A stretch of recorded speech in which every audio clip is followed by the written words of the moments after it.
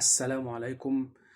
الأهلي يفوز على الجونة ويتصدر جدول الدوري. في البداية قبل ما نخش في تفاصيل المباراة بحب أبارك كل إخواتنا وشعبنا في غزة وفلسطين بوقف إطلاق النار بعد 466 يوم من الإبادة الجماعية ومن الظلم ومن الخذلان من كل الدول العربية ومن كل دول العالم. يصدر وقف إطلاق نار في غزة. الحمد لله تم الاتفاق لوقف إطلاق النار في غزة، وبنبارك لكل شعبنا وإخواتنا في فلسطين.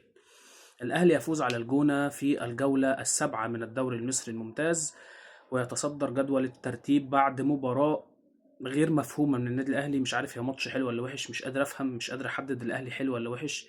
بتشكيل غريب برضو، ولكن ده المتاح دلوقتي لمارسيل كولر.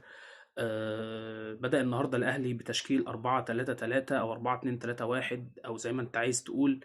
الأهلي بشوبير في حراسة المرمى، والنهاردة الشناوي على الدكة.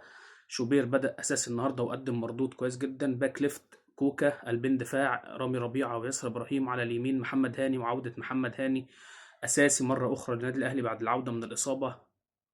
والحمد لله ان هاني رجع، لان الفتره اللي فاتت الاهلي كان بيعاني معاناه شديده جدا في مركز الباك رايت.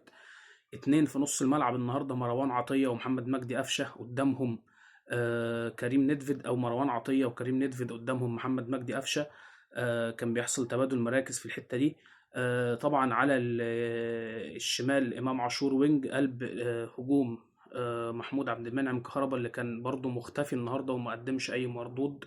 وعلى اليمين كالعادة الوينج الوحيد المتاح للنادي الأهلي حاليا هو حسين الشحات. بدأ الأهلي النهاردة الماتش بشكل غريب جدا. الجونة اللي في المركز ال17 أفضل، في أول 3 دقايق أو أول 4 دقايق بنشوف مصطفى شوبير بيشيل تسديدتين على مرمى النادي الأهلي من الجونة. تسديدة أولانية شالها بشكل كويس جدا، والتسديدة التانية كانت تسديدة سهلة قدر يمسكها بسهولة. الأهلي ما دخلش في الشوط الأول بشكل كويس. الجونة كان أفضل، انتشار لعيب الجونة كان أفضل. تألق من مهاجمين الجونة، من علي الزهدي، من المهاجم الأفريقي، من أكيم. الجونة كان أفضل من الشوط الأول، في الشوط الأول من النادي الأهلي، وظهر بشكل كويس. والأهلي ظهر بشكل غريب جدا، صعوبة في الخروج بالكرة من النادي الأهلي. السكند بول دايما بتروح للعيبة الجونة، لو في عرضية بتترد من دفاعات النادي الأهلي توصل لنص ملعب نادي الجونة. خطورة من الأطراف من نادي الجونة. شفنا نادي الجونة في الشوط الأول أفضل بكتير جدا من النادي الأهلي ما دخلش تقريبا المباراة وما دخلش الشوط الأول إلا في الدقيقة 40 عن طريق محمد مجدي قفشة اللي سد التسديدة من خارج حدود ال 18، تصدى ليها الحارس المتألق بتاع نادي الجونة النهاردة محمد علاء. بعديها بدقيقة أخرى عرضية من محمد هاني أو من حسين الشحات مش متذكر، تروح لقفشة في الستة ياردة، من حسين الشحات تروح لقفشة في الستة ياردة. قفشة يحطها فوق المرمى بشكل غريب. يعني كانت كرة سهلة جدا، كان ممكن الأهلي يطلع متفوق في الشوط الأول بهدف رغم سوء المستوى للنادي الأهلي في الشوط الأول، ولكن الكرة طلعت بره الثلاث خشبات وفوق المرمى. وتحس ان القدر او الحظ في الشوط الاول ما كانش عايز يجامل الاهلي، او عايز ايه النادي الاهلي يتفوق. انتهى الشوط الاول بتعادل سلبي ظهر النادي الاهلي فيه بشكل سيء جدا، وظهر الجونه بشكل افضل. وافضل لاعب في الاهلي الشوط الاول تقريبا كان محمد مجدي قفشه، وانه رغم انه ما ظهرش الا في اخر 5 6 دقايق، ولكن هو اللي كان عامل منظر للنادي الاهلي في الشوط الاول. وامام عاشور في الشوط الاول ما كانش مستواه احسن حاجه، رغم انه كان متحرك كالعاده، ولكن في الشوط الاول امام ما كانش مستواه احسن حاجه.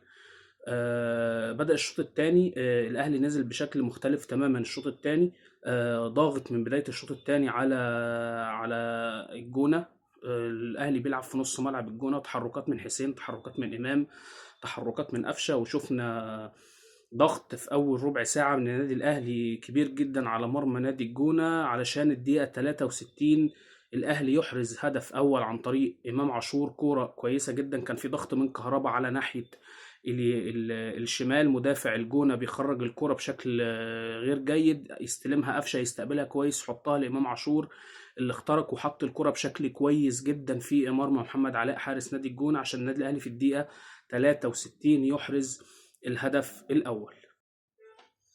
وفي الدقيقة 68 كولر يحب يغير شكل النادي الأهلي، ويحب يدخل لعيبة تزود من من حمية النادي الأهلي في الملعب، علشان في الدقيقة 68 نشوف خروج كهربا اللي ما كانش ليه أي ظهور في الملعب النهارده، وكان يعني ملوش أي تأثير غير في الضغط اللي عمله في الجون الأول بتاع النادي الأهلي. عشان في الدقيقة 68 يخرج كهربا وينزل كريم الدبيس، ويخرج مروان عطية وينزل عمرو السولية. شفنا بعد خروج كهربا ان كولر خلى امام مهاجم صريح، وخلى كريم الدبيس وينج، وخلى قفشه طبعا زي ما هو، خلى قصدي حسين الشحات زي ما هو باك وينج رايت، وخلى قفشه صانع لعب، عشان النادي الاهلي يظهر بشكل افضل شويه بعد نزول السوليه وكريم الدبيس. بدأ النادي الأهلي يلعب كورة بشكل أفضل، تحركات السولية ومعربة اللعب مع حسين الشحات بشكل كويس جدا، شفنا خلالها فرص كتير.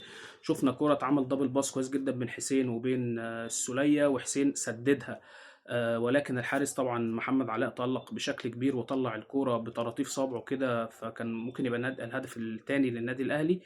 وعشان الاهلي بقى يختم المباراه في الدقيقه 91، كريم الدبيس بعد عرضيه رائعه ومجهود مش طبيعي من امام عاشور في الدقيقه 91. امام عاشور بياخد الكوره ويعدي من الاول والتاني ويدي الكوره لعمرو السوليه، عمرو السوليه يعملها باص كويس جدا لكريم الدبيس اللي عمل عرضيه ولا اروع لامام. امام بعد ما عمل المجهود ده كله دخل ال 18 وقطع وحط الكوره في الدقيقه 91 عشان النادي الاهلي يحرز الهدف الثاني ويختم المباراه ويتصدر جدول الترتيب بهدفين. وشفنا طبعا قبل الهدف الثاني النادي الاهلي فرصه غريبه جدا من عمر الساعي طبعا اللي نزل، ولازم نقيم اداء عمر الساعي، واتمنى الفتره اللي جايه عمر الساعي ياخد اداء اكتر، ياخد وقت اكتر من كده شويه، لان هو اداؤه مبشر يعني. حتى رغم ان الكره طبعا كانت سهله جدا اللي راح فيها ورقص الحارس، ولكن حطها بوش رجله كده، فالكره خبطت في العارضه ونزلت على الخط وطلعت، من كانت بسهوله جدا ممكن يحطها بشماله على الارض يضمنها يعني جون، كان هيبقى الهدف الثاني للنادي الاهلي، وكان هيبقى ظهور اول في الدوري لعمر الساعي بهدف كويس. ولكن طبعا الكره ما سعفتوش والحظ ما كانش معاه. ولكن عمر الساعي الشويه اللي نزل فيهم العشر دقايق اللي نزل فيهم ظهر باداء كويس، ونزل مكان حسين في الوينج اليمين عمل اداء كويس، وكان بيرتد دفاعيا بشكل كويس. فيعني انا نفسي اشوف عمر الساعي الفتره اللي جايه بيلعب اساسي، حتى يعني هيبقى احسن من كريم نيدفيد في نص الملعب على الاقل، او حتى لو خد معظم شويه وقت في الشوط الثاني برضه هيبقى مدي منظر للنادي الاهلي في خط النص، بسبب السكواد الضعيف طبعا اللي موجود عند النادي الاهلي حاليا. فالنادي الاهلي بينهي المباراه بفوز 2-0 باداء جيد في الشوط الثاني، ولكن الشوط الاول كان سيء جدا، فالحمد لله على المكسب وتصدر للدوري واستمرار تصدر الدوري مع النادي الاهلي مع كولر. ولكن الاداء مش افضل حاجه، وما زال النادي الاهلي يبحث عن افضل مستوى ليه، وما زال النادي الاهلي يبحث عن الصفقات. سلام.